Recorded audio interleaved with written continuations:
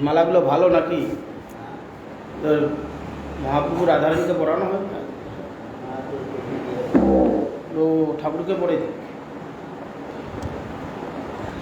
জয় শ্রী শ্রী গুরু গৌরাঙ্গ। হ্যাঁ, রাধারানী মহাপ্রভুকে জয় শ্রী শ্রী গুরু গৌরাঙ্গ গন্ধার বিধাरी पटास गोविंद गोपीनाथ मदन मोहन जी की जय। जय विमला पटास जय ओम विष्णुपाद। ঠাকুরের হয়ে যাবে, দুটো করে হয়ে যাবে। বলে একটা মালা আছে, সব মালাগুলো বলছে একটা মালা আছে, মহাপ্রভু রাধারানী জগন্নাথের হোক না হোক, রাধারানী মহাপ্রভুর হয়ে যাবে, ও এখানে দিতে হবে, পরে দিয়ে আসবে। এগুলো প্রসাদী নয় তো? না না, বা জুয়ে ওইটা জুয়েও নিয়ে যাও। এই তো এখানে তিনখানা হয়ে যাবে, এখানে তিনখানা। জগন্নাথের ছোট হবে, জগন্নাথের ছোট হবে, জগন্নাথের দুইটা লাগবে। জয় ওম বিষ্ণুপাদ অষ্টোত্তর শত শ্রী শ্রীমৎ ভক্তি জীবনাচার্য গোস্বামী শ্রী গুরু মহারাজ की जय। नित्य लीला प्रविष्टम विष्णुपाद भक्ति कमल मधुसूदन गोस्वामी श्री परम गुरु महाराज की जय। जय श्रीला भक्ति सिद्धांत सरस्वती गोस्वामी ठाकुर श्रीला प्रभुपाद की जय। जय श्रीला गौकीशोर दास बाबा जी महाराज की जय। जय श्रीला सच्चिदानंद भक्तिविनोद ठाकुर की जय। जय श्रीला वैष्णव सार्वभौम जगन्नाथ दास बाबा जी महाराज की जय। जय गौरीय बलदेव विद्याभूषण प्रभु की जय। जय श्रीला विश्वनाथ चक्रवर्ती ठाकुर की जय। जय श्रीला नरोत्तम श्रीनिवास स्वानंद प्रभु की जय। जय श्रीला कृष्णदास कविराज गोस्वामी प्रभु की जय। जय श्रीला नमाचार्य हरिदास ठाकुर महाशय की जय। जय तुलसी महारानी की जय। जय भक्ति देवी की जय। जय भक्ति विघ्न भक्त विघ्न सर्व विघ्न विनाशन करे भगवान नृसिंहदेव की जय। जय जगन्नाथ बलराम सुभद्रा देवी की जय। जय चातुर्मास सुव्रत की जय। जय श्रीवाद उच्चवाद ललित कृष्ण प्रभु की जय। समागत भक्ति विनोद ठाकुर शुभ आविर्भाव तिथि बरा की जय। जय हरिदास ठाकुर निर्जन की जय। समागत भक्त वृंद की जय। श्री श्री गुरु गौर प्रमानंदी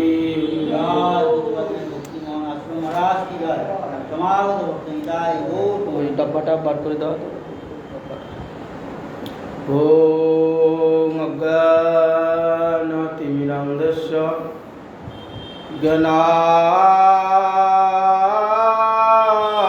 ज्ञानाञ्जनशलाकया चक्षुरुन्मीलितं येन तस्मै श्री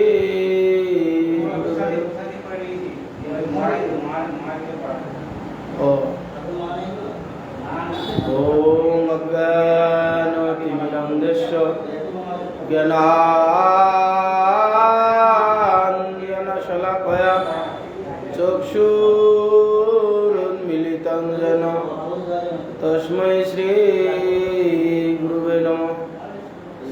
श्री ब्रह्ममर्द गौर्या सरस्वती नमस्तुते। श्री गुरु गौरगंधर्व गोविंद श्री भक्ति जीविने आचार्य विचर्याय प्रचार्याय तमनुदे कृतज्ञाय रसिकाय नित्यज्ञाय नमस्तुते। सत्तमा शिवगोत्तम मानदोत्तमा वाग्मिने शांतादंत खंताय महंताय नमो नमः।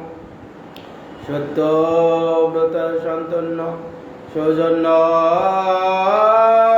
सभ्यमूर्तये श्रीमते भक्ति जीवनाचार्याय गुरुदेवाय नमो। नमो श्रीकलाग्गाय जगन्नाथाय सुताय च सविताय सपुत्राय सकलत्राय नमो।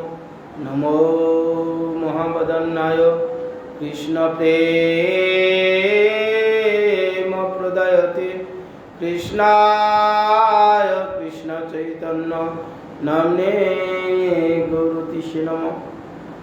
বঞ্চাকল্পতরুভ্যশ্চ কৃপা সিন্ধুভ্যৈব চ পতিতানাং পাবনেভ্যো বৈষ্ণবেভ্যো নমো নমঃ।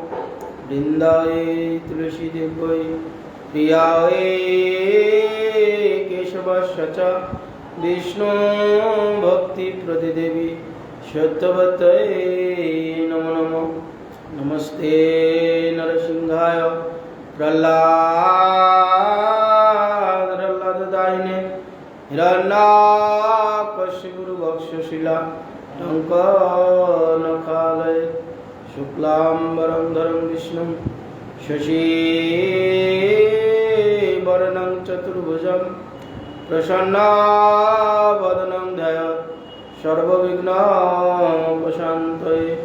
নারায়ণ নমস্কৃত্যং নরং চৈব নরোত্তমং দেবীং সরস্বতীং ব্যাসং ততো জয়মুদীরয়েৎ। মুখং করোতি বাচালং পঙ্গুং লঙ্ঘয়তে গিরিং যৎকৃপাস্তমহং বন্দে শ্রীগুরুং দীনতারিণং। হরে কৃষ্ণ কৃষ্ণ কৃষ্ণ হরে হরে, হরে রাম রাম রাম হরে হরে।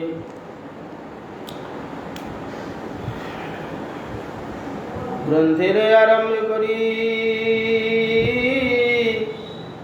মঙ্গলাচরণ, গুরু বৈষ্ণব ভগবান তিনির স্মরণে হয় বিঘ্ন বিনাশন, অনায়াসে হয় নিজ বঞ্চিত পূরণ। ভক্ত পদ রেণুয়ার ভক্ত পদ জল, ভক্ত ভুক্ত অবশিষ্ট তিনি সাধু নির্বল।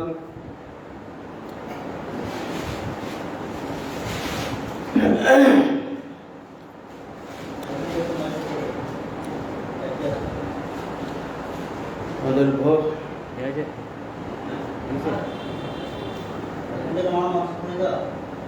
ঠিক আছে আমাদের তারা পাঠে আসবে ললিত কৃষ্ণ বর্বুকে একটা করে আমাদের আজ শ্রী শ্রী ভক্তি সচ্চিদ আগে পড়াও। আমাদের যদি শ্রী ভক্তি বিনোদ ঠাকুরের হচ্ছে 182তম বোধহয় আবির্ভাব তিথি। নমো ভক্তি বিনোদায় সচ্চিদানন্দ নামিনে গৌরশক্তি স্বরূপায় রূপানুরূপ বরায়তে। ভক্তি বিনোদ ঠাকুর সচ্চিদানন্দ ভক্তি বিনোদ ঠাকুর তিনি আবির্ভূত হয়েছিলেন।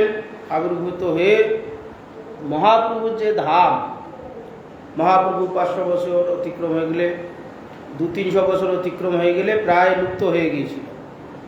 ভক্তি বিনোদ ঠাকুর পুনরায় জগতে আবির্ভূত হয়ে পুনরায় ভজন করছিলেন। ভজন করতে করতে এক সময় ভক্তি বিনোদ ঠাকুরের ইচ্ছা হয়েছিল যে আমি বৃন্দাবন গিয়ে ভজন করব। তারকেশ্বর গিয়েছিলেন। তারকেশ্বর গিয়ে তারকেশ্বর বললেন যে তুমি মহাপ্রভুর লুপ্ত ধাম উদ্ধার করো। আবার তিনি বৃন্দাবন না গিয়ে মহাপ্রভুর ধাম উদ্ধার করেছিলেন। সেই ভক্তি বিনোদ ঠাকুরের আজ আবির্ভাব তিথি। বৈষ্ণবের গুণগান করিলে জীবের ত্রাণ, এইরকম যে মহাপুরুষ ভক্তি বিনোদ ঠাকুরকে সপ্তম গোস্বামী বলেও খ্যাত করেছে। যে স্বরগোস্বামী তো আমাদের আছে শ্রীরূপ সনাতন ভট্ট রঘুনাথ, শ্রীজীব গোপাল ভট্ট দাস রঘুনাথ, এই স্বরগোস্বামী। এবং ভক্তি বিনোদ ঠাকুরকে সপ্তম গোস্বামী বলেছে। উনি যা আমাদের দিয়ে গেছেন, ইতিপূর্বে অনেক কবিগণ ভক্তি পথেরও অনেক কবি অনেক কীর্তনাদি লিখেছেন, নরোত্তম দাস, নরোত্তম ঠাকুর ইত্যাদি ইত্যাদি। হ্যাঁ, ভক্তিবিনোদ ঠাকুরের কীর্তনের যতগুলো কীর্তন দেখবেন এত সুন্দর সহজ সরল ভাষায়, যা নাকি আর অন্য কোথাও খুঁজে পাওয়া যায় না।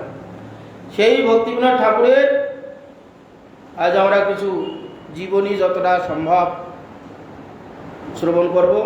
শ্রবণ করলেই আমাদের প্রতি প্রসন্ন হবেন ভগবান এবং এই মহাপুরুষগণ। তারা যদি প্রসন্ন হন, তারা প্রসন্ন হলে আমাদের যে পথ, যে সাধন ভজন করতে যাচ্ছে, আমাদের বহুকাল হয়তো লেগে যাবে।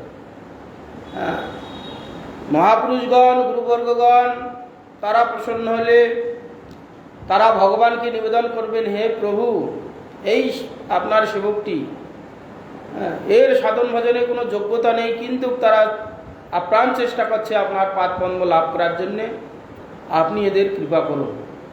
আমাদের হয়ে যখন এই মহাপুরুষগণ ভগবানের কাছে প্রার্থনা করবেন, আমার যোগ্যতা না থাকলেও ভগবান আমাকে তার নিজ লোক করে নেবেন, নিজের সেবক করে স্বীকার করে তার পাদপদ্ম সেবা দান করবেন। শ্রী শ্রী শ্রীলা সচ্চিদানন্দ ভক্তিবিনোদ ঠাকুর মহাশয় গৌর সুন্দরের নিজজন ছিলেন। তিনি রূপানুগ ধারায় গৌর সুন্দরের লুপ্ত প্রায় বাণী মর্তলোকে পুনঃ প্রচার করিয়েছিলেন। মহাপ্রভু আবির্ভূত হওয়ার পর কিছুদিন পর আস্তে আস্তে সহজিয়া হয়ে প্রায় লুপ্ত হয়ে গিয়েছিল। ধাম পর্যন্ত, মহাপ্রভুর ধাম পর্যন্ত প্রায় লুপ্ত হয়ে গিয়েছিল। এইরকম পরিস্থিতি। গঙ্গা তো ভাঙতে ভাঙতে অনেক দূর চলে গিয়েছিলেন। এখন আমরা দেখতে পাই বল্লাল দিঘি সব অর্ধেক ভাঙা। তখন তৎকালীন পূর্ব দিকে গঙ্গা ভাঙতে ভাঙতে চলে যাচ্ছিল। এইভাবে প্রায় লুপ্ত হয়ে গিয়েছিল। তিনি ভক্তিবিনোদ ঠাকুর পুনরায় আবির্ভূত হয়ে এই লুপ্ত তীর থেকে প্রায় উদ্ধার করেছিলেন। তার জন্যে ভক্তিবিনোদ ঠাকুর মহাশয়কে অনেক খাটতে হয়েছে। লন্ডন গিয়ে সেখান থেকে সার্চিং করে আবার সেই পুনরায় স্থাপন করেছেন। এইভাবে অনেক মহাপ্রভু ধাম উদ্ধার করার জন্য চেষ্টা করেছিলেন। তার গুণ ছিল অমিত ও অপার। তার জীবনী আলোচনা করার মতো পারঙ্গতা আমার নাই। তথাপি আত্মা পবিত্রতা করিবার জন্যই কিছুটা চেষ্টা করেছি মাত্র। কন্যাকুব্জ কায়স্থ প্রবর শ্রী পুরুষোত্তম দত্ত, তার সপ্তম দশ পর্যায়ে শ্রী গোবিন্দ দত্ত, শরণ দত্ত, তিনি দিল্লীশ্বরের কৃপায় গঙ্গাটাতে ভূ সম্পত্তি প্রাপ্ত হন। দিল্লীশ্বরে মানে দিল্লির যে সম্রাট ছিলেন তিনি, তথায় গোবিন্দপুর নামে গ্রাম পত্তন করেন। ছুটি গোবিন্দপুর। পরবর্তীকালে গোবিন্দপুরের ইংরেজরা দুর্গ নির্মাণ করলে তার পুত্র পৌত্রগণ হাটখোলায় এসে বসবাস করতেন। তখন থেকে তার হাটখোলা দত্ত নামে পরিচিত হন। পুরুষোত্তম দত্তের একবিংশ পর্যায়ে মহানুভব শ্রী মদন মোহন দত্ত জন্মগ্রহণ করেন। তিনি হাটখোলার দত্তদের মধ্যে অগ্রগণ্য এবং পরম ভক্ত বলে পরিচিত ছিলেন। প্রেতশিলাদি তীর্থে যে সমস্ত কীর্তি বর্তমান তা বঙ্গবাসী মাত্রই অবগত আছেন। প্রেতশিলাতে, যেখানে গয়াতে প্রেতশিলা যারা অপঘাতে মরে, তারপরে সুইসাইড আদি করে, অপমৃত্যু ইত্যাদি ইত্যাদি, সেখানে প্রেতশিলা নামক একটি পাহাড় আছে। সেখানে গিয়ে পিণ্ড আদি দিলে ও প্রেতজনিত যে কষ্ট পাচ্ছিল সেখান থেকে সে মুক্ত হয়ে যায়। গয়াতে পিণ্ডদানের ব্যবস্থা আছে। অক্ষয় বট, ফল্গু নদী, গদাধরে পাদপদ্ম, আর একটা হচ্ছে ওই তো গদাধরে পাদপদ্ম, ফল্গু নদী, অক্ষয় বট, আর একটা কি আছে যেন, আর একটা কি আছে তো ভুলে যাচ্ছি। এই 4 জায়গায় যাওয়া হয়। আর অপমৃত্যুতে তখন প্রেতশিলায় দিতে হয়। তো তৎকালীন পাহাড় আছে উঁচু, খুব একটা উঁচু নয়, তথাপি উঁচু আছে। 100 কি 600 হচ্ছে 78টা সিঁড়ি। আমি নিজেই গণিছি, আমি 3-4 বার গেছি, আমি গনে গনে উঠেছি। 678টা সিঁড়ি আছে পাউড়ি দিয়ে। সেখানে বহু লোকের রাস্তা নেই, পাহাড় ধরে ধরে ওঠা কষ্টকর। তিনি তখন ভাবলেন যে বহু ভক্তগণ তারা পেরেছিলার উপরে একটা কুণ্ড আছে, সেখানে দিতে হয়।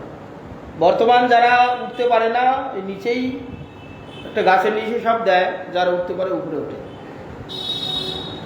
তো সেখানে বহু ভক্তগণের কষ্ট হয়, উঠতে পারে না, সেই জন্য তিনি একটা কী করলেন, মদন মোহন দত্ত ওই প্রেত শিলাতে সিঁড়ি করে দিলেন, পাহাড় পাথর কেটে কেটে কেটে কেটে সিঁড়ি করে দিয়েছে। এখনও লেখা আছে মদন মোহন দত্তের প্রদত্ত সেই সিঁড়ি, একবার উপরেরটাতে লেখা আছে। আমি একটি একটি করে গনে গনে উঠেছি। সেই জন্য এখানে শ্রী মদন মোহন দত্তর পুত্র শ্রী রাজবল্লভ দত্ত, তিনি সাধক ও দৈবজ্ঞ পুরুষ ছিলেন। তিনি স্বজনগণের উৎপীড়নের উড়িষ্যা প্রদেশে কটক জেলার অন্তর্গত বিরূপা নদীর তটে ছুটি গোবিন্দপুরে গ্রামে বসবাস করেন। রাজবল্লভ দত্তের পুত্র আনন্দ চন্দ্র দত্ত, তিনিও পরমার্থিক প্রকৃতির লোক ছিলেন, মানে পরমার্থিক জগতের ভক্ত আর কি। তিনি বিবাহ করেন নদিয়া জেলার বীরনগর গ্রামের প্রসিদ্ধ জমিদার ঈশ্বরচন্দ্র মোস্তফি মহোদয়ের কন্যা শ্রীমতী জগৎমোহিনীকে।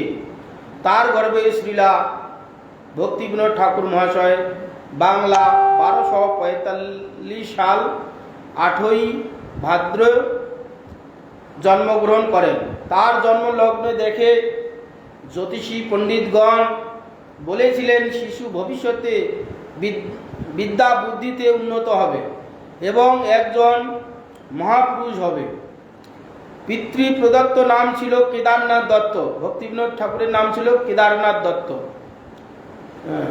পিতৃ প্রদত্ত নাম। ঠাকুর মহাশয় 11 বছর বয়সে পিতৃহারা হয়ে মাতামহের আলে প্রতিপালিত হন। তার মাতামহের ন্যায় ধনাঢ্য জমিদার নদিয়া জেলায় তখন ছিল না। বীরনগরে তার প্রসিদ্ধ অট্টালিকা দেখবার জন্য অনেক জায়গা থেকে লোক আসত। শ্রী ঠাকুর মহাশয়ের বড় ভাই কালক্রমে পরলোক গমন করেন। তখনকার কথা তিনি আত্মচরিত্র লিখেছেন। তিনি বড় কষ্টে প্রতিপালিত হন ও বিদ্যা ভাষাদি করেন। 5 বছর বয়সে মাতামহের আলয়ে থেকে পাঠশালায় বিদ্যাভ্যাস আরম্ভ করেন। তার অসাধারণ মেধা ছিল। 9 বছর বয়সে জ্যোতিষশাস্ত্র অধ্যয়ন করেন। অল্পকালের মধ্যেই রামায়ণ মহাভারত প্রভৃতি গ্রন্থ বিশদভাবে পাঠ করেন। ঠাকুর মহাশয়ের 12 বছর বয়সে বিবাহ হয়েছিল। পত্নীর বয়স মাত্র 5 বছর ছিল।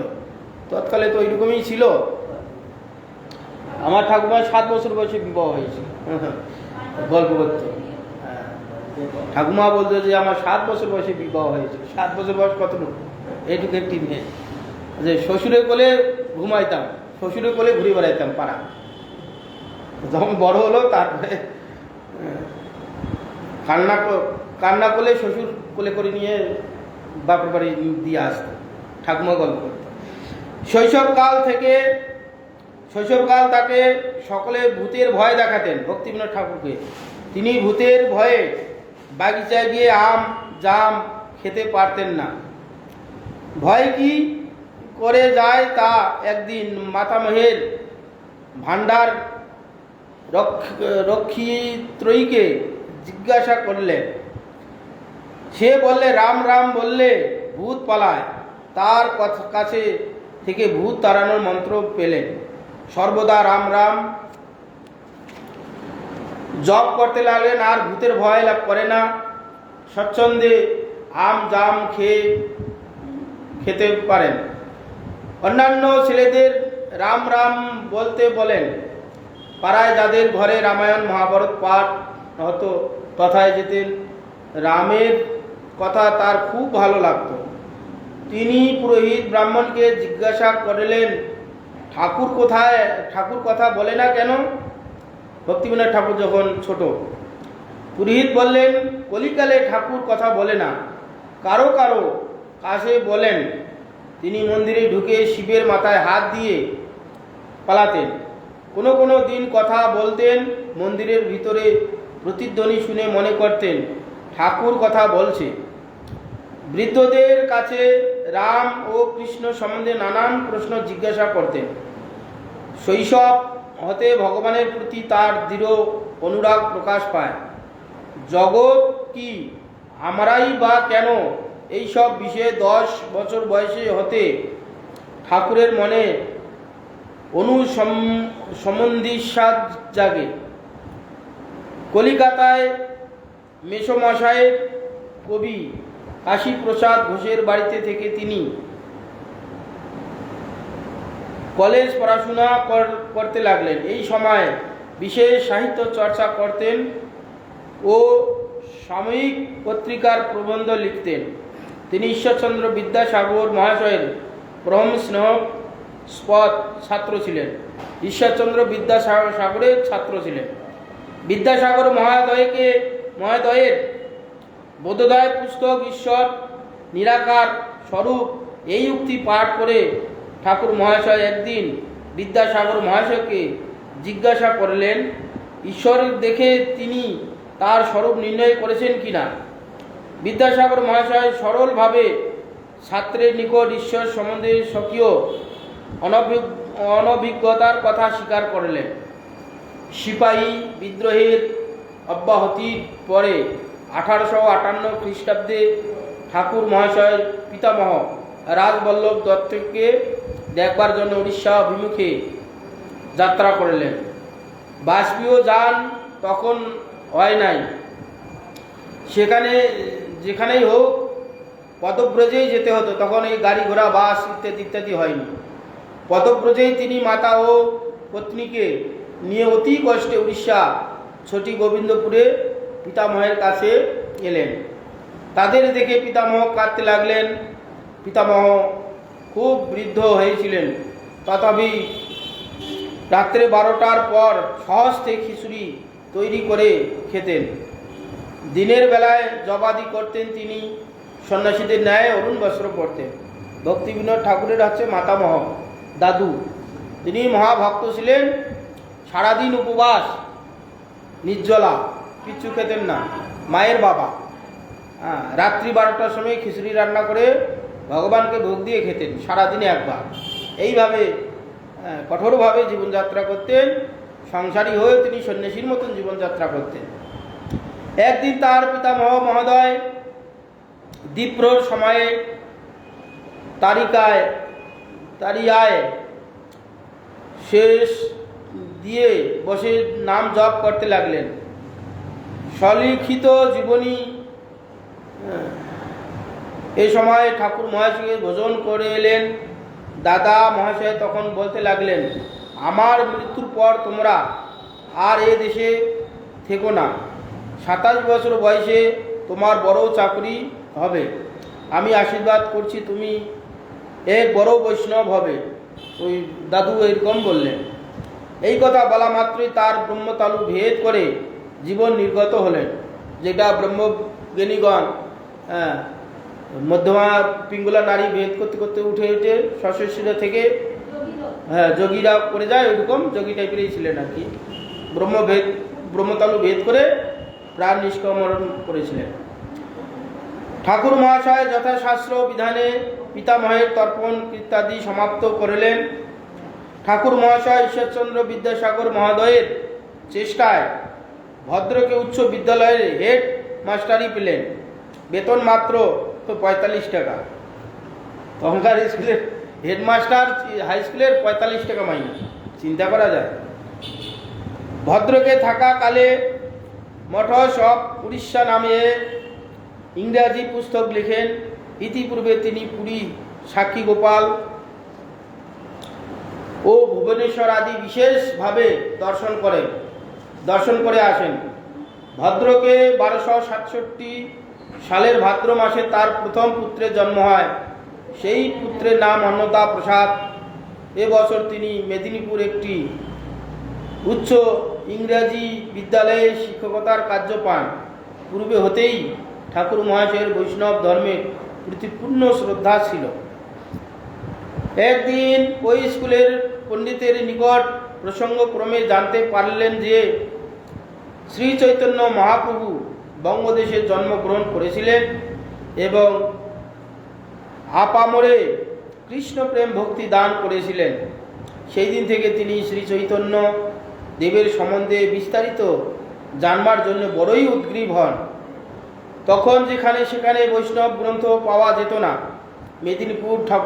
মেদিনীপুরে ঠাকুর মহাশয়ের পত্নী কঠিন রোগে মারা গেলেন। তখন নবজাত শিশুর বয়স মাত্র 10 মাস। বৃদ্ধা জননীয় সঙ্গে রয়েছেন, সুতরাং দ্বিতীয়বার বিবাহ করা ছাড়া উপায় নাই। জগপুরের গণ্যমান্য রায় মহাশয়ের দৈহেত্রী শ্রীমতী ভগবতীকে বিবাহ করেন। পত্নী খুব সুশীলা ও শান্ত, যাবতীয় কাজে নিপুণ ছিলেন। ঠাকুর মহাশয়ের বিজন গ্রামে কাব্য সন্ন্যাসী প্রদত্ত নামে কয়েকখানি ছোট গ্রন্থ রচনা করেন। এই সময় তিনি আইন পরীক্ষা পাশ করলেন। ছাপড়া জেলায় ডেপুটি ম্যাজিস্ট্রেটের পদ পেলেন। ছাপড়া জেলায়, বিহার, বর্তমান বিহার না ঝাড়খণ্ড পড়েছে, এখন বিহারেই বোধহয় আছে। ছাপড়া জেলা, বিহার। কিছুদিন তথায় কাজ করার পর কয়েকটা পরীক্ষা দিয়ে দিনাজপুরের ডেপুটি ম্যাজিস্ট্রেটের পদ পেলেন। দিনাজপুর সেই এখন বর্তমান বাংলাদেশ পড়েছে দিনাজপুর, সেখানে ম্যাজিস্ট্রেট ছিলেন। ছাপড়া থাকাকালে তিনি গৌতম মুনির আশ্রমটি দর্শন করেন। তিনি সেখানে যেতেন ধর্ম সম্বন্ধীয় সমস্ত ব্যাপার বিশেষভাবে অনুসন্ধান করতেন। মাঝে মাঝে কলিকাতা আসতেন এবং বড়দাদা দ্বিজেন্দ্রনাথ ঠাকুরের বাড়িতে যেতেন। একবার ঠাকুর মহাশয় কঠিন রোগে আক্রান্ত হন। সেই খবর পেয়ে ঈশ্বরচন্দ্র বিদ্যাসাগর মহোদয়ের পত্রে এক ঔষধের কথা লিখে পাঠান। সেই ঔষধ তৈরি করে খেয়ে ঠাকুর মহাশয় শীঘ্র সুস্থ হন। দিনাজপুরে ডেপুটি ম্যাজিস্ট্রেট এর কাজ করার সময় কোনো বন্ধু সৌজন্য শ্রী চৈতন্য চরিতামৃত ও শ্রীমদ্ ভাগবত তার হস্তগত হয়। তার প্রথমে চৈতন্য চরিতামৃত পাঠ ও অনুশীলন। পূর্বে ঠাকুর মহাশয় রাধা কৃষ্ণের লীলাকে হেয় মনে করতেন। কেন সময় সময় এই সমস্ত আসে, এই সহজিয়া ইত্যাদি হওয়ার পর রাধা গোবিন্দের যে নির্মল প্রেম সেটাকে কলুষিত হয়ে যাওয়ার পর মানুষের একটা যে বৈষ্ণব ধর্ম, এরা ঠাকুরকে নিয়ে রাধাকৃষ্ণকে নিয়ে নানা রকম করে বৈষ্ণব ধর্ম নিন্দিত, এরকম একটা মানুষের ভাব এসেছিল। সেই জন্য এখানে এও মনে করতেন। কিন্তু যখন দেখলেন চৈতন্যদেবের সেই লীলা একমাত্র অবলম্বন করেছেন, তখন তিনি চৈতন্যের চরণে শরণ নিলেন। চৈতন্যদেবের কৃপাপূর্বক তার হৃদয়ে যথার্থ তত্ত্বস্ফূর্তি করলেন। সেই সময় হতে তার শ্রী রাধাকৃষ্ণের ও চৈতন্যদেবের বিশেষ ভক্তি উৎপন্ন হল। শ্রী ঠাকুর মহাশয় চৈতন্য গীতা নামক এক পুস্তক সচ্চিদানন্দ প্রেমালঙ্কার নামে নিয়ে প্রকাশ করলেন। তিনি আগে ব্রাহ্ম সমাজের যাতায়াত করতেন। ব্রহ্ম সমাজ যেটা রবীন্দ্রনাথ ছিলেন, এখন ব্রহ্ম সমাজ আর নেই মনে হয়। সম্প্রদায়টা আর আছে, শান্তিনিকেতনে আছে, সেই রকমভাবে প্রচার নেই। ঠাকুর দিনাজপুরে থাকাকালে শ্রীকান্তজি ও আত্রাই নদীর দর্শন করলেন। ওই দিনাজপুরে আত্রাই নদী আছে, ওখানে আত্রাই নদীর ধারে দুইটা নদী, দুই নদীর একটাই নদী আত্রাই। ওই পাহাড়ি নদী, এসে দুটো ভাগ হয়েছে, একটা কাঁকড়া একটা আত্রাই হয়ে ওই দুই নদীর মাঝখানে হচ্ছে মন্দির। আমরা গেছি, অনেকবার গেছি। সেই হচ্ছে কান্তজির মন্দির, যেখানে কান্তজি নামে মন্দির ছিল, এখনও আছে। এখন যদিও সে আগেকার ঠাকুর নেই, মন্দির এখনও আছে। তবে এখন তো এইসব দেশে মুসলমানদের অত্যাচারে ভয়ে সব যা হয় আর কি, তবে মন্দির এখনও আছে। ওই আমরা ছোটোবেলায় যখন গেছি তখন ওই মেলা হয়, ওই রাস পূর্ণিমার সময় খুব আগে ছোটোবেলা আমরা 1 মাস ধরে মেলা হতো। মেলা সব দুনিয়া গোটা বাংলাদেশের লোক আসতো, প্রচুর মেলা, বিশাল বড় মেলা হতো। তো ছোটোবেলায় সে আমার জ্যাঠামশাই সেই ভক্তিগীতি আমি পেয়েছিলাম, সন্ত মহারাজের মঠে যে ভক্তিগীতি জ্যাঠামশাই পড়তো, আমি মাঝে মাঝে পড়তাম, আমার খুব ভালো লাগতো যে এই বইটা কোথায় পাওয়া যায়। তখন গড়িয়া মঠ ইত্যাদি ইত্যাদি জানতাম না, এই ভক্তিগীতি সেই ছোটো বইটা ভক্তিগীতি এইটুকু জ্যাঠামশাই এসেছিলো, নিয়ে গেছে। তখন বোধ হয় আমাদের সন্ত মহারাজের মঠে যাওয়া আসা মনে হয় ছিল, আমি যখন ছোটো 8-10 বছর বয়স, দিয়ে বইটা খুব পড়তাম। জ্যাঠামশাই চলে গেলে টেবিলে থাকতো, আমি নিয়ে পড়তাম। আবার তুই ছোটোবেলায় এইসব ঠাকুরের বই কী বলবো যা, আবার জ্যাঠামশাই আসার আগে আবার টেবিলে রেখে পালিয়ে আসতাম, এইসব করতাম। খুব ভালো লাগতো, এত ভালো লাগতো। কীর্তনগুলো আছে না, ভক্তিবিনোদ ঠাকুরের, নরোত্তম ঠাকুরের, এত কীর্তন। হ্যাঁ, মহাপ্রভু ছেড়ে গৌরকিশোর দাস বাবাজি মহারাজকে, যে বাবাজি মহারাজ ভক্তি কী করে হয়, হ্যাঁ, প্রেম ভক্তি, যে নরোত্তম ঠাকুরের প্রেম ভক্তি চন্দ্রিকা 2 পয়সা দিয়ে কিনে নিয়ে আসো, করলেই ভক্তি হবে। তো ভক্তিগীতিতে সব নরোত্তম ঠাকুরের, ভক্তিবিনোদ ঠাকুরের বিভিন্ন কীর্তনগুলো আছে, এত সুন্দর, এত দরদ দিয়ে তখন পড়তাম, কি আগ্রহ ছিল। আমি তাকে থাকতাম কখন বেরিয়ে যাবে, গেলে টুকটুক করে ঘরে নিয়ে ঢুকে নিয়ে এসে পড়তাম। আবার জানতাম যে এই টাইমটা আসবে, পালিয়ে আসতাম, রেখে দিয়ে পালিয়ে আসতাম।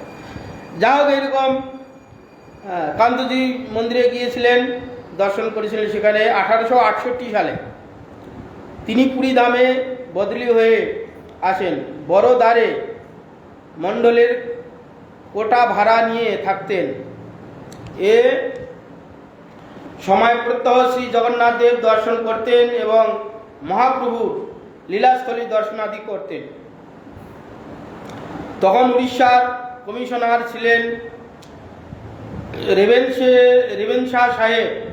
তিনি ঠাকুর মহাশয়কে খুব স্নেহ করতেন। এক সময় এক ঘটনা ঘটল। অতিবারী দলের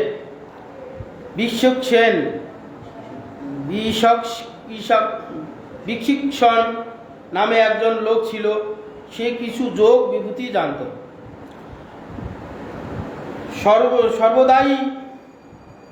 সরদাইপুরের ক্রোশ খানেক দূরে এক জঙ্গলে সে আপন দলবল নিয়ে এক মঠ স্থাপন করে এবং নিজেকে মহাবিষ্ণুর অবতার বলে হাজির করেন। যেমন এখানে কৃষ্ণর বেলা হয়েছিল, কি যেন পুণ্ড্রক, সেই রূপ। সে নিজের লোক দ্বারা কতগুলি কল্পিত কথা প্রচার করে। সে মহাবিষ্ণুর বিশিক্ষণ গুপ্তভাবে আছে। 14ই চৈত্র রণ হবে, তখন চতুর্ভুজ মূর্তি ধরে সব যবন বধ করবে। এসব কথা শুনে অনেক স্ত্রী পুরুষ তাকে দেখতে যেত। ভৃঙ্গারপুরের চৌধুরী রমণীদের সম্বন্ধে কোনো কেলেঙ্কারি হওয়ার চৌধুরীরা ব্যাপারটা কমিশনার রেভেনশা সাহেবকে জানান। তিনি ঠাকুর মহাশয়কে তদারক করতে পাঠান। তখন ভক্তিবিনোদ ঠাকুর ওখানে এসেছিলেন। ঠাকুর মহাশয় পুলিশের হেডকে নিয়ে রাত্রিকালে সেই জঙ্গলে গিয়ে বিশিক সেনের সঙ্গে আলাপ করেন। বিশিক সেন দৃঢ় প্রতিজ্ঞা করে সে ইংরাজ রাজ ধ্বংস করবে। পেছনে থেকে সাহেব সব কথা শুনলেন। পরের দিন বিশিক সেনকে গ্রেপ্তার করে পুরী জেলে পাঠান। তারপর বিচারে 1.5 বছর কারাদণ্ড হয় সেই বিশিক সেনের। জটা কেটে ফেলা হয়। এই সময় তার দলের প্রায় 1000 খানেক লোক পুরীতে উৎপাত করেছিল। এই জন্য অনেকে বলেছিলেন তাকে মুক্ত করে দিতে। যখন সেই জেলে জটা কাটতে যাচ্ছিল, তখন সেই জটা দিয়ে দাউ দাউ করে আগুন বেরোচ্ছিল। বলে, দেখছিস আমার বিভূতি, তোকেও ধ্বংস করে দেবো। যখন রায় হয়ে গেল জেলে দেবে, সেই সময় কোর্টে যাচ্ছে, সেই সময় বলছে, দেখ আমাকে ছেড়ে দে, নাহলে তো সর্বনাশ হবে। বাড়িতে স্ত্রী, পুত্র, কন্যা এবং নিজের এত জ্বর, গাড়িতে উঠতে পারছিলেন না। জোর করে এলেন, এসে পুলিশকে বললেন ওর জটা কেটে দাও। যখন জটা কাটতে যাচ্ছে, কাটবে কি, মাথা থেকে দাউ দাউ করে আগুন বেরোচ্ছে। তারা ভয়ে কাটতে পারছে না, বলে আমরা পারবো না। বলছে কিচ্ছু হবে না, আমি বলছি কেটে দাও। কেন পুরীতে জগন্নাথকে আছেন, ভক্তিবিনোদ ঠাকুর গিয়ে বললেন যে দেখো আপনি তো সাধু, এই যবন হত্যা করা, এই দেশ থেকে তাড়ানো, ব্রিটিশকে তাড়ানো, এটা তোমার কাজ নয়। আপনি সাধু, আপনি সাধন ভজন করুন। কাছেই হচ্ছে জগন্নাথ মন্দির আছে, ভগবান জগন্নাথ, জগৎপতি জগন্নাথ, জগন্নাথে যান, দর্শন করুন, ওখানে থাকবে।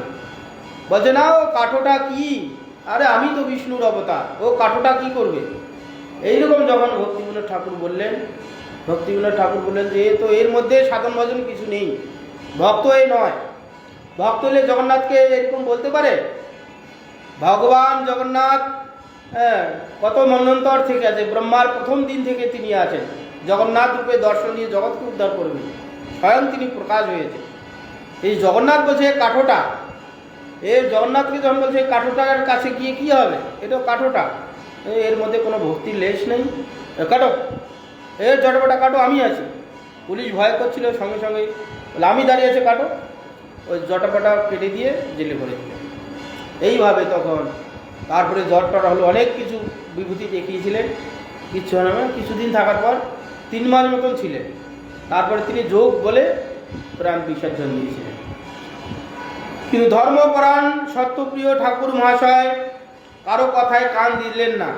এই সময় যোগী ভিক্ষু সেন কিছু যোগ বিভূতি প্রকট করেছিলেন। তাতে ঠাকুর মহাশয় ও তার পুত্র কন্যাদির কিছু ক্লেশ হয়েছিল, কিন্তু তিনি তাতে ভ্রুক্ষেপ করেন নাই। জেলে ভিক্ষু সেন মারা যায়। এরপরে দিনাজপুরে একজন নিজেকে ব্রহ্মা বলে পরিচয় দিয়ে উৎপাত করতে থাকলে ঠাকুর মহাশয় তাকেও অনুরূপ শাস্তি প্রদান করেছিলেন। কেউ বিষ্ণু, কেউ ব্রহ্মা, মাঝে মাঝে এরকম উৎপাত আসে, এখনো আছে। কোনো কোনো আমাদের সম্প্রদায় বলে রণে থাকো, রণে বনে, জলে জঙ্গলে থাকবো, আমাকে স্মরণ করে আমি উদ্ধার করবো, এখনো আছে। যেই বাবাই হোক, আছে এখনো। এইভাবে মাঝে মাঝে হয়। কেন? এগুলো ভগবানের অষ্টাদশ সিদ্ধি আছে। এই সিদ্ধি কেউ যদি এখানে সাধন করে, কিছু সাধন করলে তার সিদ্ধি আসবে, এটা হচ্ছে জগতের নিয়ম। যে বিষয়ে কেউ লেগে থাকবে তার সে বিষয়ে সিদ্ধি হবে। আমরা জড় বিষয়ে যদি কিছু তার পিছনে লেগে থাকি, যারা পড়াশোনা করে, অধ্যয়ন করে, ছাত্ররা কি করে, নিরন্তর বই পড়ে, পড়তে পড়তে সিদ্ধি হয়ে যায়, কি বড় চাকরি পাবে, ইঞ্জিনিয়ার হবে, সব কত কত আবিষ্কার করছে, ওইটাই সিদ্ধি তার। যেখানে কিছু সাধন করলে সিদ্ধি হয়, সিদ্ধি পেলে বিভূতি আসে, বিভূতি পেলে কি হবে, তার অলৌকিক যোগ্যতা এসে উপস্থিত হয়। যখন এরকম ঈশিতা, বসিতা, কামবসিতা এইসব সিদ্ধি আছে না, এইসব সিদ্ধি আছে। এইসব সিদ্ধি যদি ঈশিতা সিদ্ধি পায়, যাকে যা বলবে সে করতে বাধ্য, না করার কারো ক্ষমতা নেই। যেমন আমাদের শ্যামানন্দ প্রভু মাটির প্রাচীরকে বলছে এই প্রাচীর চল, সঙ্গে সঙ্গে মাটির প্রাচীরটা হু হু করে চলছে। এইরকম সিদ্ধি, এইরকম সিদ্ধি পেলে তখন ওই বিভূতি সিদ্ধি পেলে তখন নিজেকে ভগবান মনে করে, এটা হয়। তো মাঝে মাঝে এরকম হয়, তখন একজন বলছে ব্রহ্মা আমি। পুরীতে ঠাকুর মহাশয় গোপীনাথ, পণ্ডিত হরিদাস মহাপাত্র এবং মার্কেন্ড মহাপাত্র প্রভৃতি সজ্জন সঙ্গে শ্রী ভাগবত পাঠ এবং শ্রীধর টিকার আলোচনা করার খুব সুযোগ লাভ করেন। এই সময় তিনি ষট সন্দর্ভ ও গোবিন্দ ভাষ্য নকল করে তা অধ্যয়ন করেন। ভক্তি রসামৃত সিন্ধুও পাঠ করেন।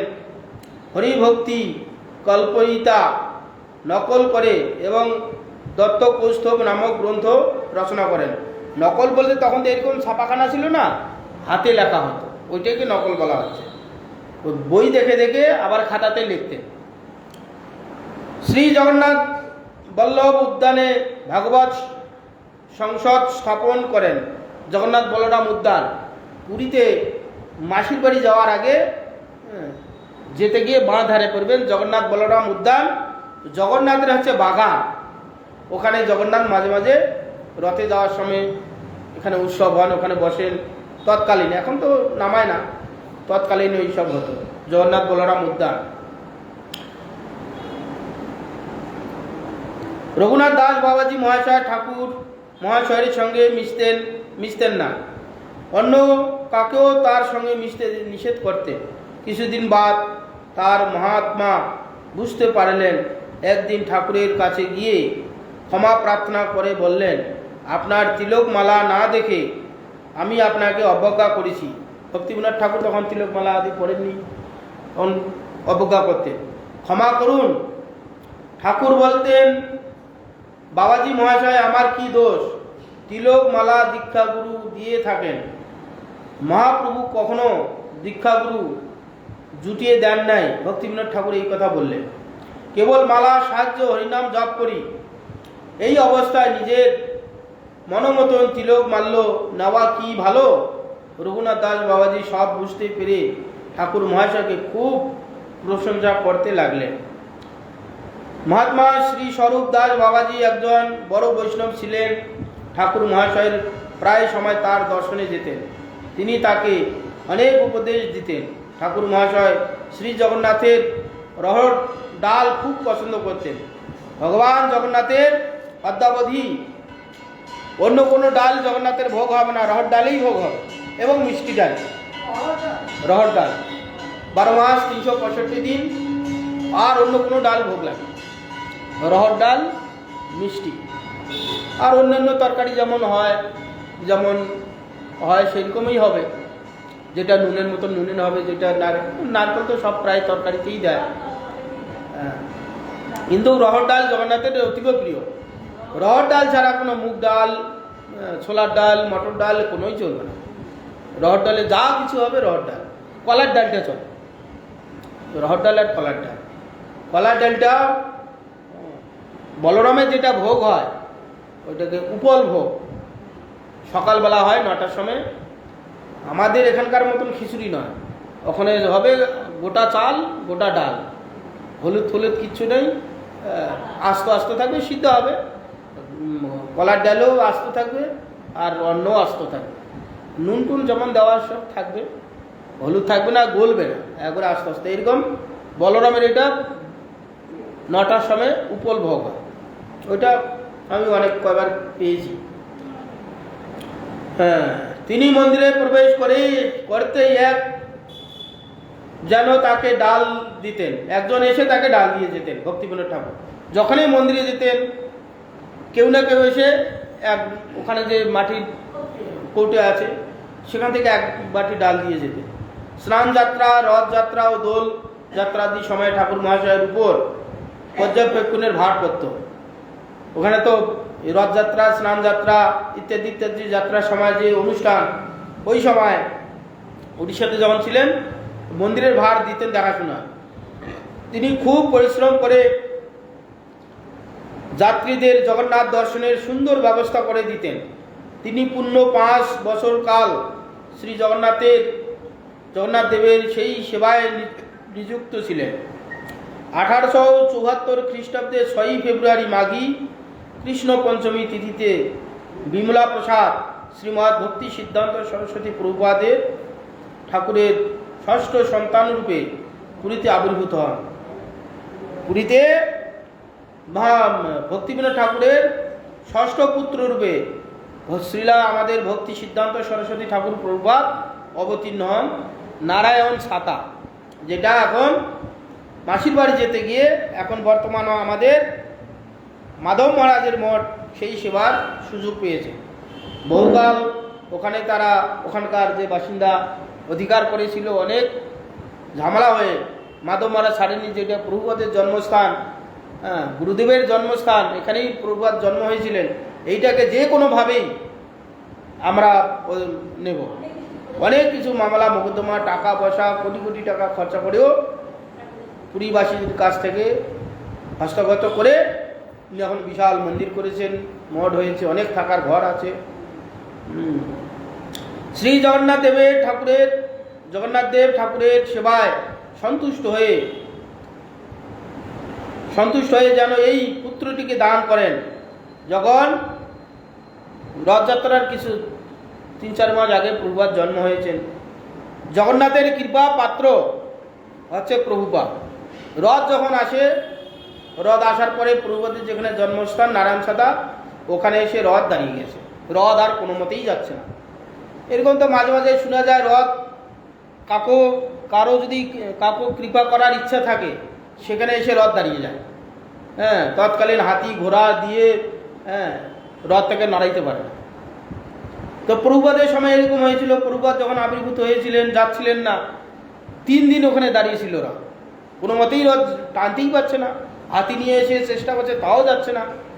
যতক্ষণ পর্যন্ত প্রভুপাদ ভক্তি সিদ্ধান্ত সরস্বতী ঠাকুর প্রভুপাদকে না এনেছেন, তখন পর্যন্ত যাবে।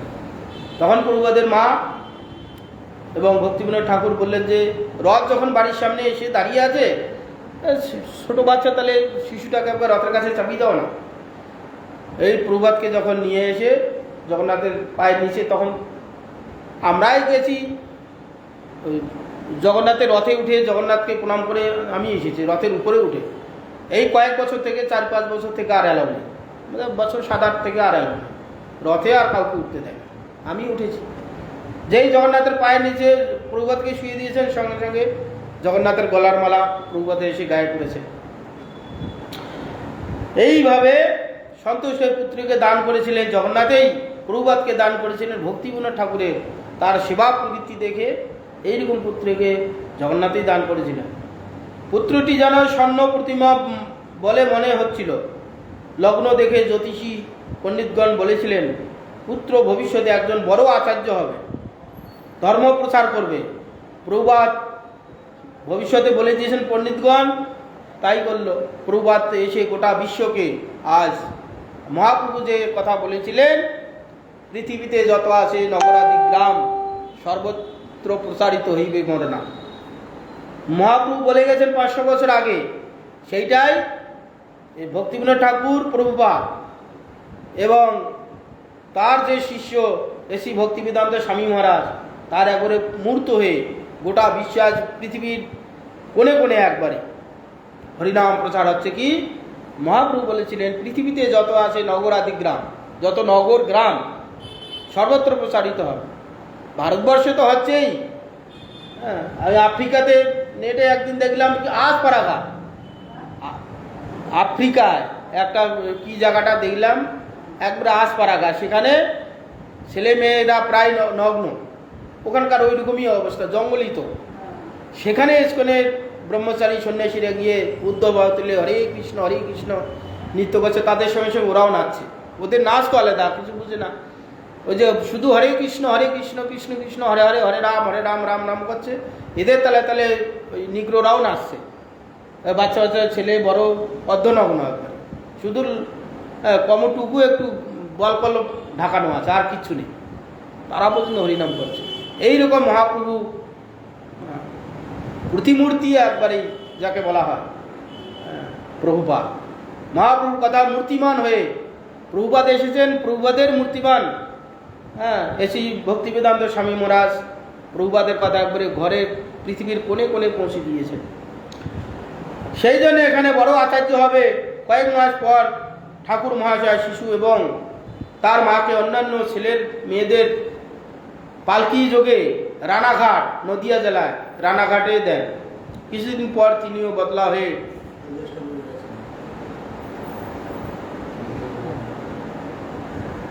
মুখে একটু বলে দেবো, বই এনেছি অবশ্য। তো এখানে পাঠিয়ে দেন। কিছুদিন পরে তিনি বদলি হয়ে নারালে আসেন। 1286 সালে নারালে থাকার সময় ঠাকুর মহাশয় কৃষ্ণ সংহিতা কল্যাণ কল্পতরু গ্রন্থ নতুনভাবে প্রকাশ করেন। নারালে মফস্বলে মানে গ্রামে আর কি অনেক বৈষ্ণবের সঙ্গে ঠাকুরের পরিচয় হয়। রায়চরণ গায়ক নামে বৈদ্যবংশে জাত একজনকে ঠাকুর শুদ্ধ বৈষ্ণব বলে মনে করতেন। ঠাকুর মহাশয়ের কিছুদিনের জন্য তীর্থ ভ্রমণ বের হয়ে বৃন্দাবন ধামে এলেন, বিভিন্ন জায়গায় দর্শন করলেন। সেই সময় শ্রীরূপ দাস বাবাজি কুঞ্জে শ্রীলা জগন্নাথ দাস বাবাজি মহাশয়ের দর্শন পেলেন। বাবাজি মহারাজ তাকে অনেক উপদেশ প্রদান করলেন। বৃন্দাবন হতে ঠাকুর মহাশয়ের কার্য স্থানে পুনঃ ফিরিয়ে এলেন। মিত্র উকিল শারদাচরণ মৈত্র মহাশয়কে তার বিশ্বনাথের টিকা সহ শ্রীমদ্ ভাগবত খরিদ করে দেন। মাতৃদেবী পরলোক গমনে ঠাকুর মহাশয় শ্রাদ্ধ করার জন্য গয়া ধামে যান ও তর্পণাদি ক্রিয়া করেন। প্রেতশিলা পর্বতে উঠতে 395টা ধাপ ও 395টা ধাপ বৃদ্ধ প্রতীতমহ শ্রীযুত মদন মোহন দত্ত নির্মাণ করেছিলেন। তার দর্শনে এবং পর্বত গাত্রে পিতামহের নাম লেখা 1288 সালে নারালে সজ্জন তোষণী পত্রিকা প্রকাশ আরম্ভ করেন। 1885 সালে রামবাগানের বাটিতে বৈষ্ণব ডিপোজিটারি হয়। এই সালে ঠাকুর মহাশয় শ্রী বিমলা প্রসাদকে সঙ্গে নিয়ে কুলিনগ্রাম ও সপ্তগ্রাম আদি সপ্তগ্রাম প্রভৃতি দর্শন করেন। রঘুনাথ দাস গোস্বামী যেখানে বাড়ি। 1886 সালে শ্রীরামপুরে থাকার সময় চৈতন্য শিক্ষামৃত রচনাও প্রকাশ করেন। বিশ্বনাথ চক্রবর্তীর টিকা শহীদ স্বয়ং রসিক রঞ্জন নামে অনুবাদ লিখেন। একখানি গীতা প্রকাশ করেন। তাতে শিক্ষাষ্টকের সংস্কৃত টিকাও প্রকাশ করেন। শ্রীকৃষ্ণ বিজয় গ্রন্থখানি এই সময় প্রথমবার ছাপা হয়। শ্রীকৃষ্ণ বিজয় কুলিনগ্রামের লিখেছিলেন। কি বলে?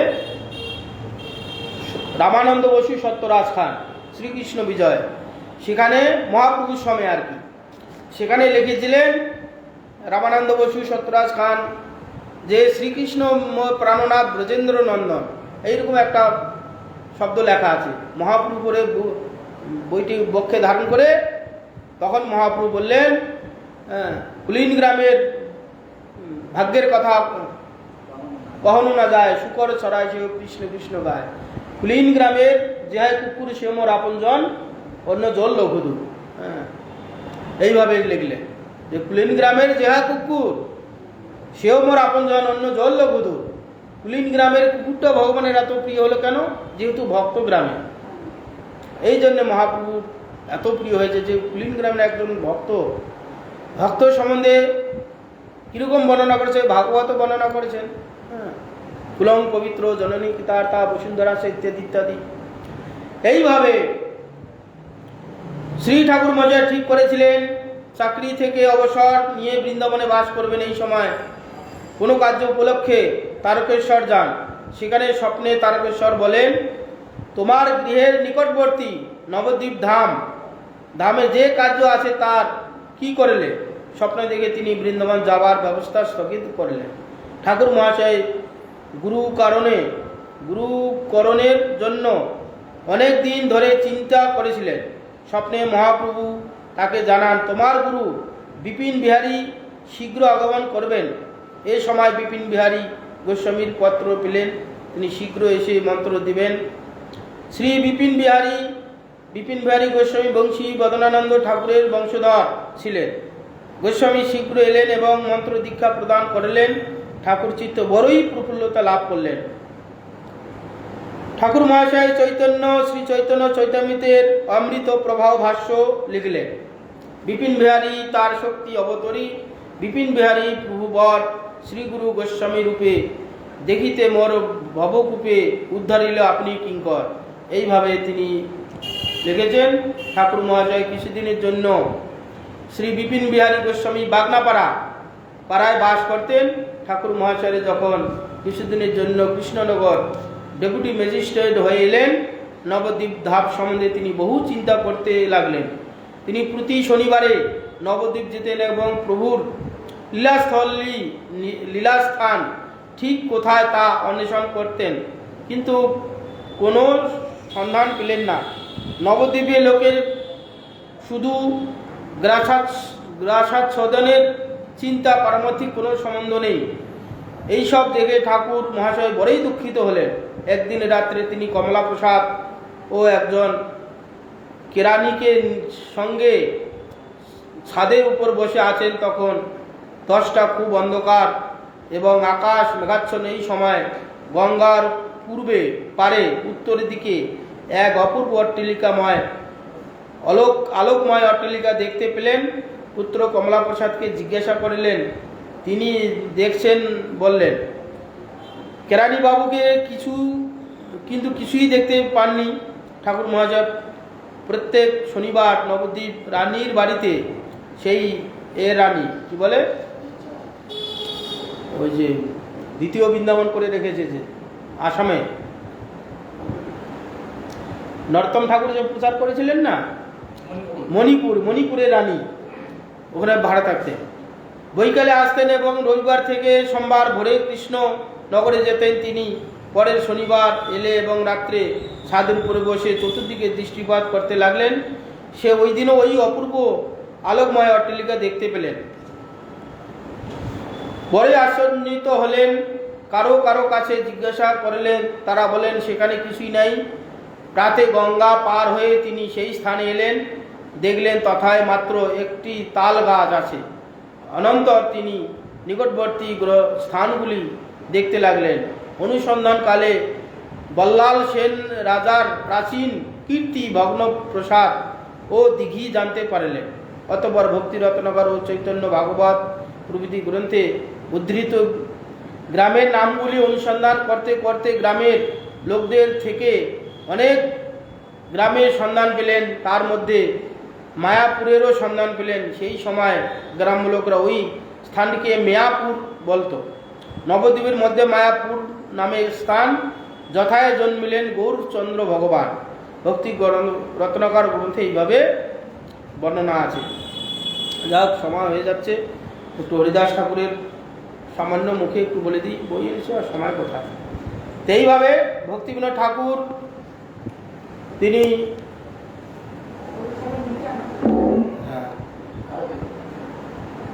এক বইটা আজকে দিয়েছে, এক পঞ্জিকায় কালকে দিয়েছে। তো কী করবে, আজকে বলবো না কালকে বলবো?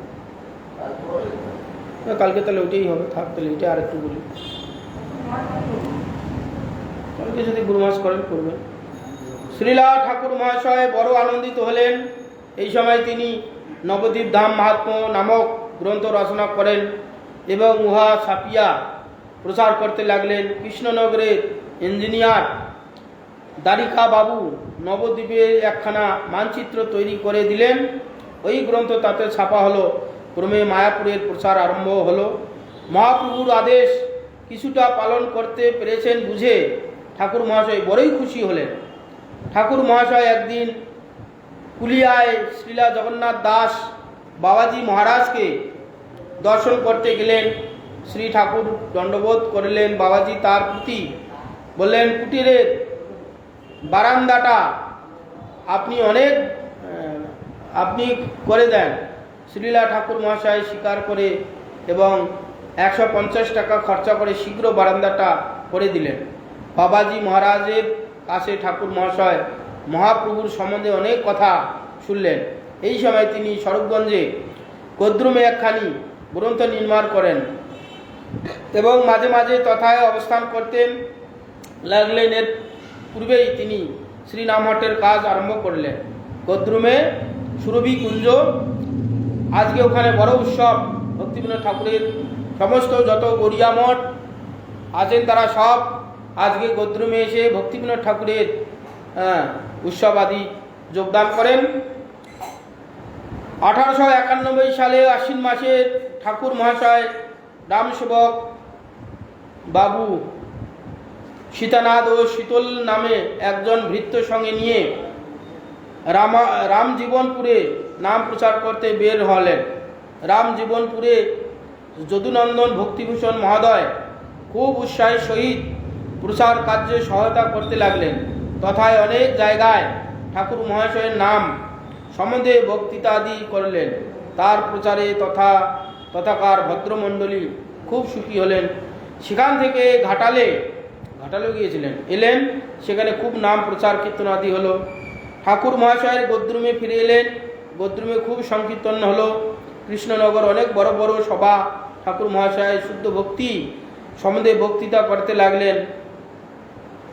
মনোর সাহেব, গুপ্ত সাহেব, বেলওয়ালা বেওয়ালাইস ও বাটলার সাহেব প্রভৃতি বিশিষ্ট সজ্জনগণ বক্তৃতা শুনে খুব খুশি হলেন। 1892 সাল ইংরাজি 15 ফাল্গুন ঠাকুর মহাশয় রামসেবক ও তারক ব্রহ্মণ স্বামীকে সঙ্গে নিয়ে বসিরহাটে প্রচার করতে যান। তথায় খুব প্রচার কার্য হয়েছিল। 27 ফাল্গুন ঠাকুর মহাশয় রামসেবককে সঙ্গে নিয়ে বৃন্দাবন ধামে যাত্রা করেন। পথে বর্ধমান আমলাজোড়া গ্রামে ক্ষেত্রমোহন বাবুর বাড়িতে ওঠেন। তথায় শ্রীলা জগন্নাথ দাস বাবাজি পুনঃ দর্শন লাভ ঘটে। বাবাজি মহারাজকে নিয়ে ভক্তগণ হরিবাসর একাদশী তিথি দিন রাত্রি জাগরণ করেন। পরের দিন তথাকার প্রপন্নাশ্রম প্রতিষ্ঠা করে ঠাকুর মহাশয় বৃন্দাবন অভিমুখে যাত্রা করেন। পথে এলাহাবাদ প্রভৃতি দর্শন করে 9 চৈত্র বৃন্দাবন ধাম পৌঁছান। তথায় কয়েকদিন থেকে শ্রী গোবিন্দদেব, শ্রী রাধারমণ প্রভৃতি দর্শন করেন এবং বহু সজ্জনের সভাতে হরিকথা প্রচার করেন। কলকাতা ফিরে এলেন। 1893 ইংরাজি সাল জগন্নাথ দাস বাবাজি মহারাজের মায়াপুরে দর্শন করেছিলেন। সেই দিবসে বহু বৈষ্ণব তথায় আগমন ঘটেছিল। জগন্নাথ দাস বাবাজি মহারাজ ভক্তি বিনোদ ঠাকুরকে গিরিধারী সেবায় নিযুক্ত করেছিলেন। শ্রীলা ঠাকুর মহাশয় তখন কখনো কখনো পুরী ধামে বাস করবার জন্য যেতেন। 1902 খ্রিস্টাব্দে শ্রী হরিদাস ঠাকুরের সমাধির নিকট ভক্তি কুঠির নামে এক ভবন নির্মাণ করেন। মহাত্মা শিশির কুমার ঘোষ শ্রীলা ঠাকুর মহাশয়কে পরম শ্রদ্ধা করতেন। তিনি ঠাকুর মহাশয়কে সপ্তম গোস্বামী শিশির কুমার ঘোষ ঠাকুর মহাশয়কে সপ্তম গোস্বামী বলতে। আমাদের তো স্বরগোস্বামী শ্রীরূপ রঘুনাথ ভট্ট রঘুনাথ, শ্রীজীব গোপাল ভট্ট দাস রঘুনাথ স্বরগোস্বামী আছে। শিশির ঘোষ সপ্তম গোস্বামী বলে আখ্যা দিতে। হ্যাঁ, শ্রীযুত বলরাম বসু মহাশয়ের পিতৃদেব শ্রীযুত রাধারমণ বসু প্রায় সময় ঠাকুরের কাছে আসতেন। শ্রীযুত রসিক মোহন বিদ্যাভূষণ, শ্রীযুত অতুল কৃষ্ণ গোস্বামী প্রভৃতি বিজ্ঞগণ ঠাকুর মহাশয়কে বিশেষ শ্রদ্ধা করতেন। শ্রীলা ঠাকুর মহাশয়ের জগতে শুদ্ধ ভক্তি মন্দাকিনী প্রভাবিত করলেন। 1321 বঙ্গাব্দ 1918 খ্রিস্টাব্দই 9 আষাঢ় গদাধর পণ্ডিত গোস্বামীর অপ্রকট তিথি বাসরে তিনি গৌর গদাধরের লীলা চিন্তন করতে করতে নিত্যলীলা প্রবেশ করেন। শ্রী গোবিন্দ দাস বাবাজি, জ্ঞান দাস, শ্রী নরোত্তম দাসাদি ন্যায় তিনি বহু ভজন পদাবলী কীর্তন রচনা করেছিলেন। তার শরণাগতি, দৈন্যময়ী গীত, তথা ইত্যাদি ইত্যাদি অনেক কীর্তন আছে। থাক এই পর্যন্ত। এখনো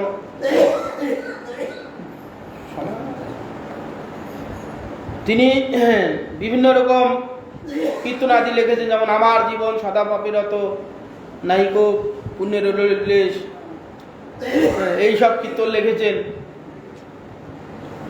শ্রীলা ঠাকুর মহাশয় চরিত্র গ্রন্থাবলী, মহাপ্রভুর শিক্ষা, চৈতন্য শিক্ষামৃত, জৈব ধর্ম, দত্ত কৌস্তব, দমে শ্রী মদান্নমনয় সূত্র, তত্ত্ব বিবেক, গৌরঙ্গ স্মরণ, মঙ্গল হরিনাম চিন্তামণি, ভাগবত অর্ক মরিচিমালা, শরণাগতি, গীতাবলী, কল্যাণ কল্পতরু, ভজন রহস্য, গীতায় রসিক রঞ্জন টিকা, শ্রী চৈতন্য চরিতামৃতের অমৃত প্রবাহ ভাষ্য, শিক্ষাষ্টক ভাষ্য, উপদেশ, চৈতন্য উপদেশ ভাষা ইত্যাদি ইত্যাদি অনেক কিছু তিনি গ্রন্থ লিখেছেন। এইভাবে ভক্তিবিনোদ ঠাকুর আজকে তিনি প্রকাশিত হয়ে আবির্ভূত হয়ে এইভাবে আমাদের জগতে দান করে গেছেন। ওনার বোধ হয় 182তম আবির্ভাব তিথি। হ্যাঁ, প্রভুপাদ বোধ হয় দেহ রেখেছেন 65 বছর না 66 বছর। কোনটা? এই তো এখানেই আছে, এটাতে আছে। হ্যাঁ হ্যাঁ, জন্য ওটাই ব্রেক করে দিয়েছি। বুদ্ধদার বাড়িতে আজকে পাঠা যাবে। আমার জীবন সদা পাপে রত, নাহি কো পুণ্যের লেশ।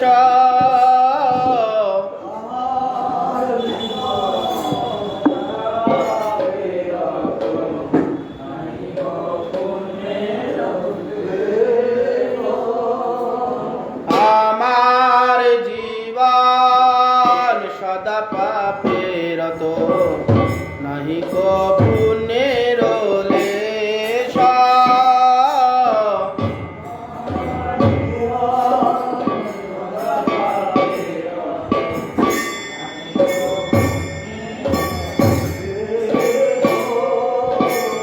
পরেরই উদ্বেগ দিয়াছি যে কত, দিয়াছি জীবের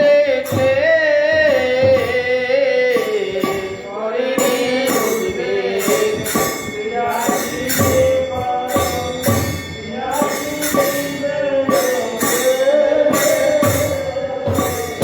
পরেরই উদ্বেগ দিয়াছি যে কত, দিয়াছি জীবের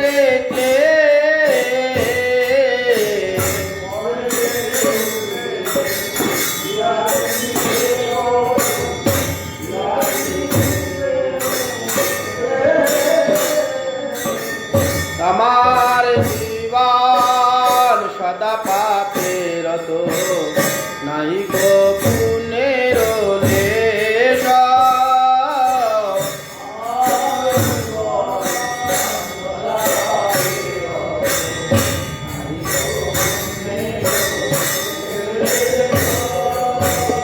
নিজ সুখ লাগি পাপে নাহি ডরি, দয়াহীন স্বার্থপর।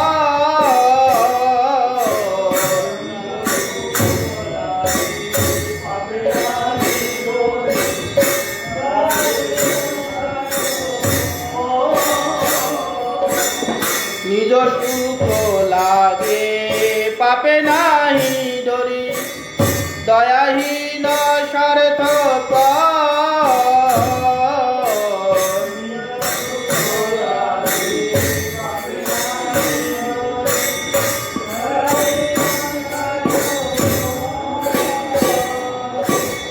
পর সুখে দুঃখী সদা মিথ্যা ভাষী, পর সুখ দুঃখ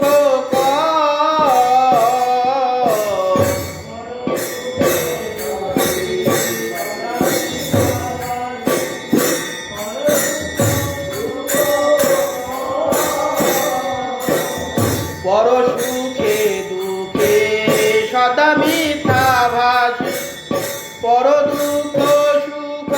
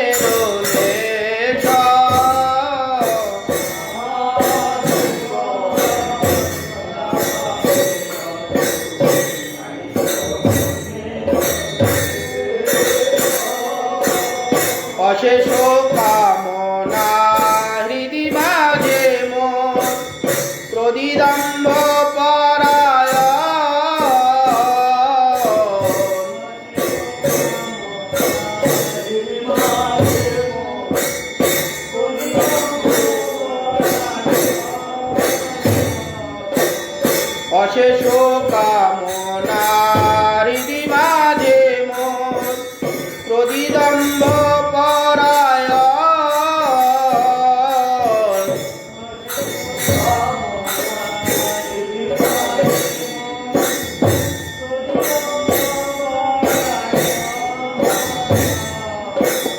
মদমত্ত সদা বিষয়ে মোহিত হিংসা গর্ব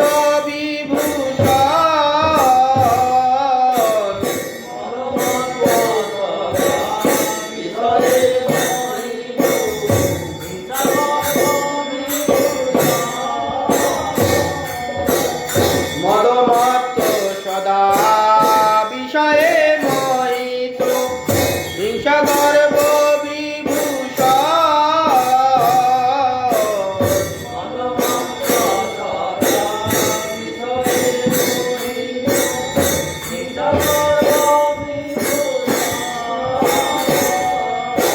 আমার জীবন সদা পাপেরত নাহি পুণ্যের লেশ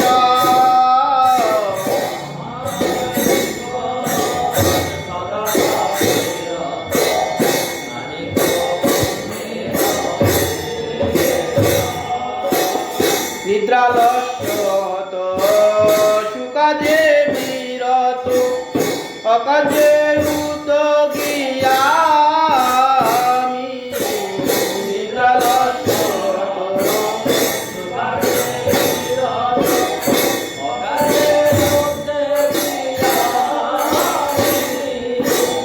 নিদ্রালস্যত সুকাজে বিরত অকাজে উদ্যোগিয়ামি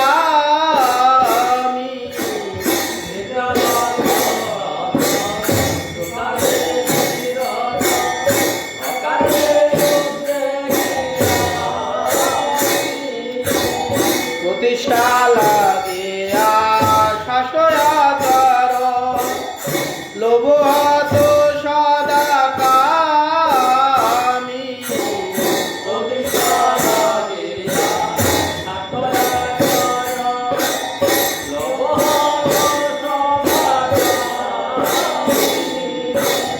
প্রতিষ্ঠা লাগিয়া শাসয়াচার লোভ হত সদা কামি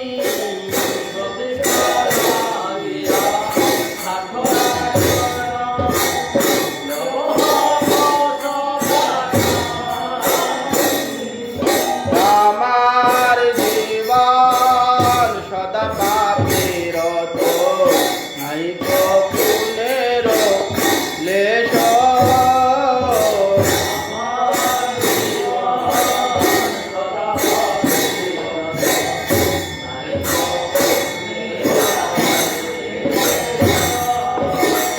দেহেন দুজন সজন বর্জিত অপরাধী নিরন্তর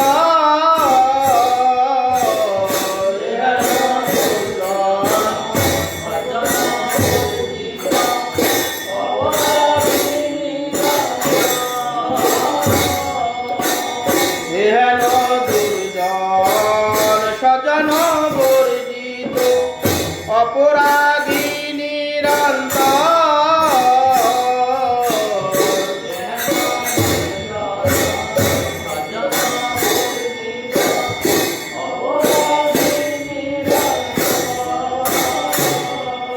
শুভ কার্য শূন্য সদা নর্তমনা নানা দুঃখে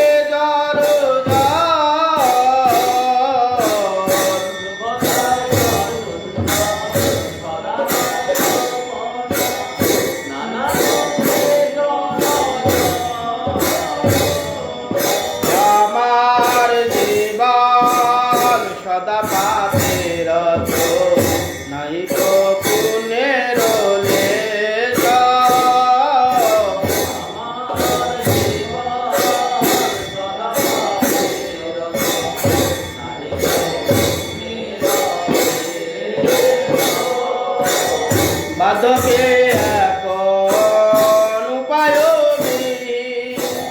তাতে দিনয় কিঞ্চ বাদকে এখন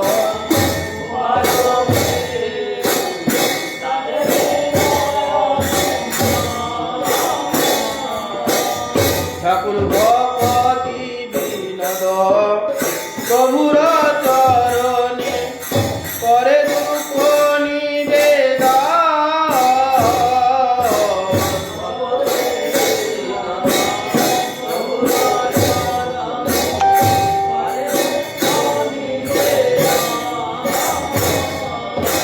আমার জীবন সদা পাপের নাই পুণ্যের লেশ।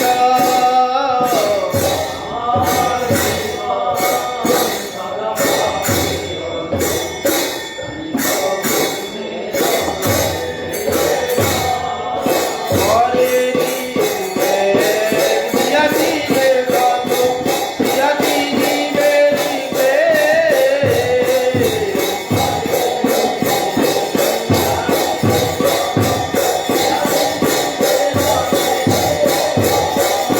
আমার জীবন সদা পাপের নাই পুণ্যের lace.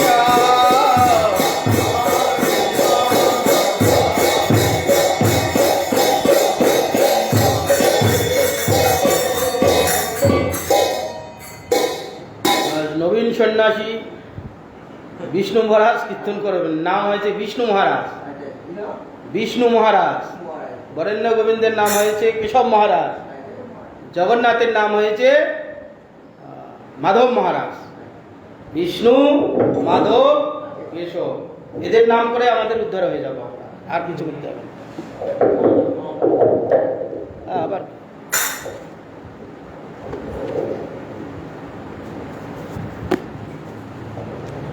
Hare Krishna, Hare Krishna, Krishna Krishna, Hare Hare, Hare Rama, Hare Rama, Rama Rama, Hare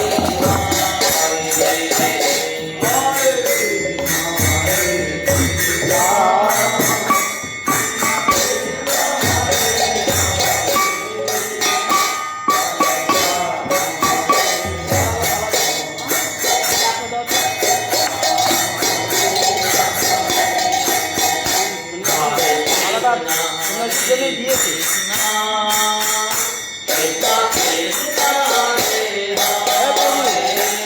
প্রভু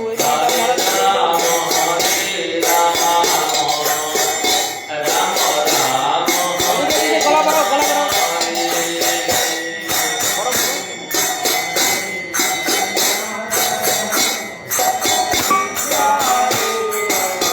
আরে এখন পড়ো, মালাটা অসম্মান করছে। প্রভু পড়ো, করে না, করে না। Hare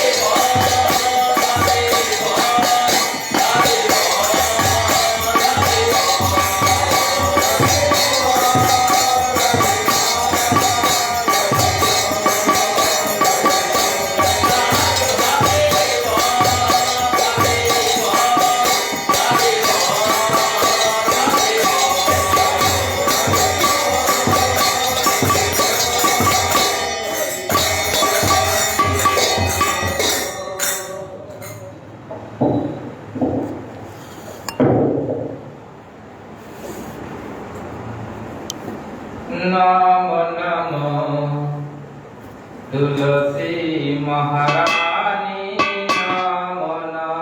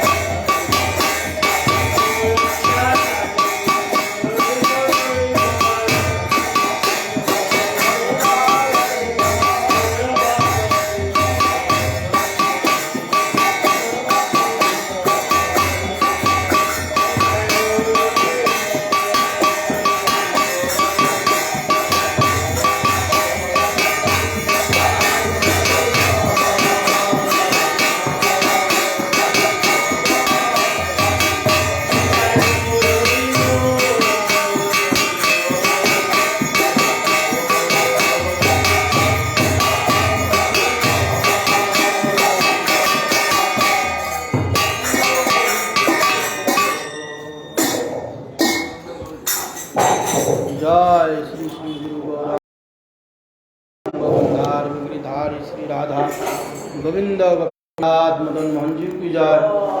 जय ओम विष्णुपाद अष्टोत्तर शत श्री श्रीमद भक्ति जीवनाचार्य गोस्वामी श्री गुरु महाराज की जय। जय ओम विष्णुपाद नित्य लीला प्रविष्ट विष्णुपाद भक्ति कमल मधुसूदन गोस्वामी श्री परम गुरु महाराज की जय। जय श्रीला भक्ति सिद्धांत सरस्वती गोस्वामी ठाकुर प्रभुपाद की जय। जय श्रीला गुरु किशोर दास बाबा जी महाराज की जय। जय श्रीला सच्चिदानंद भक्ति विनोद ठाकुर की जय। जय श्रीला वैष्णव सार्वभौम जगन्नाथ दास बाबा जी महाराज की जय। जय गौरी बलदेव विद्याभूषण प्रभु की जय। जय विश्वनाथ चक्रवर्ती ठाकुर की जय। जय श्रीला नरोत्तम श्रीनिवास समानंद प्रभु की जय। जय कृष्णदास कविराज गोस्वामी प्रभु की जय। जय नमाचार्य हरिदास ठाकुर महाशय की जय। तुलसी महारानी की जय। भक्ति देवी की जय। भक्ति विघ्न भक्त विघ्न सर्व विघ्न विनाशन करी भगवान नृसिंहदेव की जय। जगन्नाथ बलराम सुभद्रा देवी की जय। चातुर्मास्य व्रत की जय।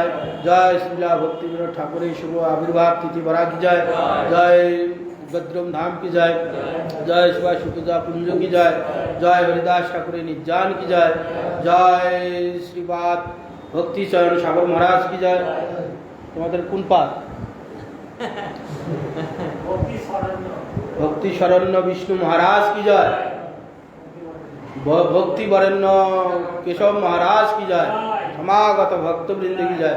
श्री श्री गुरु गौर ब्रह्मानंदी बला चली तो अभ्यास करते हैं भक्ति मोहन आश्रम महाराज की जय।